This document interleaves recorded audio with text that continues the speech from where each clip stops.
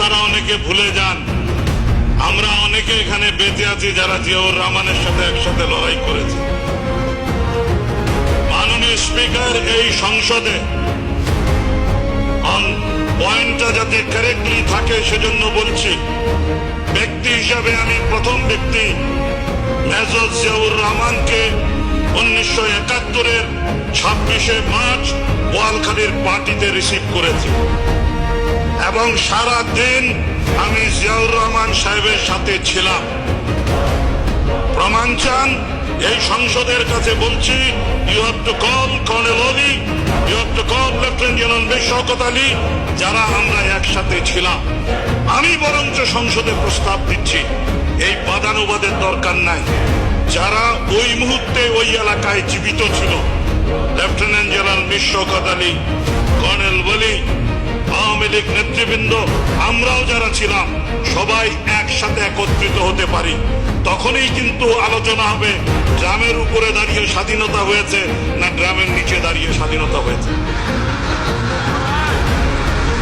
মাননীয় স্পিকার, একই সাথে বলতে চাই, অনেকে একটা জিনিস ভুলে যান, যেই ডিক্লারেশন নিয়ে এত প্রশ্ন উঠছে, declaration on behalf of Bangabandhu দিয়ে জাতির কর্তৃত্ব নিতে চাচ্ছেন, সেই একই রেডিও স্টেশন এই অদম মঈনুদ্দিন খান বাদল 1971-এর 16ই ডিসেম্বর ওই রেডিও স্টেশন দখল করে বাংলাদেশ স্বাধীন হয়েছে ঘোষণা দিয়েছিলাম। এজন্য আমি জাতির চাচা হয়ে যেতে পারি না। এইখানে অনেকে ভুলে যাচ্ছেন mister speaker, Chattogram radio station 10 কিলোওয়াটের রেডিও স্টেশন। চট্টগ্রাম রেডিও স্টেশনের ভাষণ ফেনীও ভালো মতো শুনে না। ইতিহাসটা ঠিক মতো পড়তে হবে। একই সময় সমগ্র বাংলাদেশ বিস্ফোরিত হয়েছিল, সমস্ত উত্তরবঙ্গ বিস্ফোরিত হয়েছিল।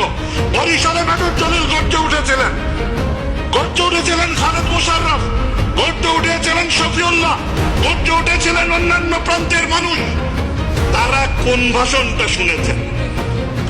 উনাদের বুঝতে হবে, সমগ্র বাংলাদেশ একসাথে ফেটে পড়ার পেছনে যেই ব্যক্তির মোহনবাসী সমস্ত বাঙালিকে একত্রিত করেছে, তার নাম উচ্চারণ ব্যতি রেখে ক্রমাগত অশ্রদ্ধা এই জাতির অধঃপতন ডেকে এনেছে।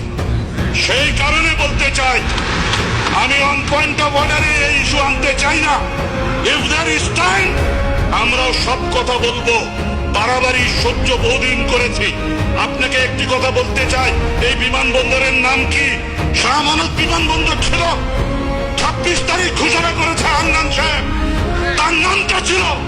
সেই নামটা যেদিন মুছে ফেলেছে, সেদিন কারো কি বিবেচনা ছিল না যে আপনি একজন মুক্তিযোদ্ধার নাম মুছে ফেলছেন, একজন দরবেশের নাম নিয়ে আসছেন যাতে বিতর্ক করা না যায়? সেই কারণে বলছি, থুতু এমন ভাবে নিক্ষেপ করবেন না যেই থুতু গায়ে এসে পড়ে। Let us cool down our head. আমি সংসদে প্রস্তাব করছি, 26শে মার্চের এই বিষয়টি নিয়ে খোলামেলা আলোচনা হোক। কারণ 26শে মার্চের প্রাণীগুলো এখনো জীবিত, নায়করা এখনো জীবিত। মারা গেলে তো দেখা যায় এখানে অন্যরকম কথা চলে আসবে। সুতরাং সময় ক্ষেপণ না করে মাননীয় স্পিকার, আপনার কাছে আবেদন করছি, এই ইতিহাস, সত্য ইতিহাস যাতে এই সংসদ ধারণ করে, সেটা যাতে জাতির সামনে সঠিক ইতিহাস হিসাবে সহস্র বছর জীবিত থাকে, সেই ব্যবস্থা গ্রহণ করা হোক। আপনাকে ধন্যবাদ।